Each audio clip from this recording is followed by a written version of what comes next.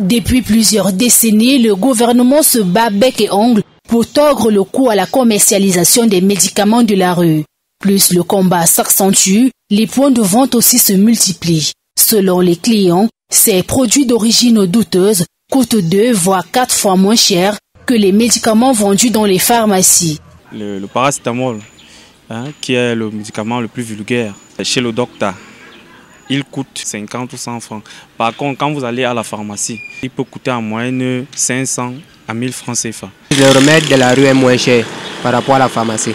La pauvreté et la misère sont donc les raisons qui poussent les malades à se ruer vers ces commerçants communément appelés docteurs.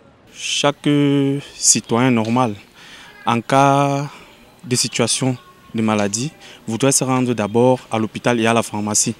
Mais il se trouve que le coût de ces médicaments-là. Quand je suis malade, j'achète mon remède chez le docteur en route. Oui, parce que là-bas, je suis crédible. Même si je n'ai pas l'argent, je peux prendre en crédit. Mais à la pharmacie, il faut avoir l'argent là pour qu'on te donne le remède. Ils disent trouver leur soulagement auprès de ces marchands. Je suis sur l'efficacité pour les remèdes de la rue parce que, comme j'ai expliqué au docteur de la rue, c'est comme ça qu'il me prescrit les médicaments et ça me soigne. Je viens, j'explique mon problème, il me prescrit ce qu'il faut. Et quand j'arrive à la maison, ça va. Je prends ça, le temps qu'il a déterminé, ça va. La plupart des patientes ou patients qui prennent des médicaments ont toujours souvent le temps de repasser après pour apprécier comment le traitement s'est bien passé. L'autre avantage semble être l'accessibilité à ces produits. Même si c'est à quelle heure tu peux trouver les remèdes à la rue. Mais à la pharmacie, il faut d'abord savoir et connaître les pharmacies qui sont de garde pour avoir les médicaments. Ici, ça vous arrive la nuit. On vous dit que la pharmacie de garde la plus proche est à 3, 4, 5 kilos.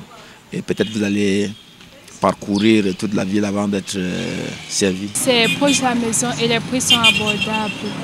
Alors que le ministre de la Santé publique du Cameroun dit lutter contre ce phénomène à travers des descentes sur le terrain, les Camerounais souhaitent que le mal soit coupé à la racine. Avant d'interdire la vente du médicament à la rue, il faut qu'il interdise d'abord aux distributeurs qui sont les délégués médicaux de mettre ces produits à la disposition de ceux qui nous vendent ça à la rue. C'est d'abord s'attaquer au circuit de distribution. Ensuite, mettre des politiques qui favorisent le fameux slogan qui nous a bercé là pendant longtemps. On parlait de santé pour tous en l'an 2000. La force de ce petit commerce réside donc dans le système de vente et les sources d'approvisionnement. Parmi les gens qui me livrent des médicaments, il y a des pharmaciens, il y a des médecins qui nous livrent des médicaments. Donc ce sont des médicaments vraiment fiables. Je suis vraiment sûr de ce que je vends. J'ai des gens comme des centres de santé qui viennent aussi prendre chez moi pour aller aussi utiliser dans leur centre. Les médicaments de la rue sont reconnus très dangereux pour la santé, en plus d'être considérés comme un poison lent qui peut entraîner la mort. Une mort pourtant évitable si toutes les précautions sont prises.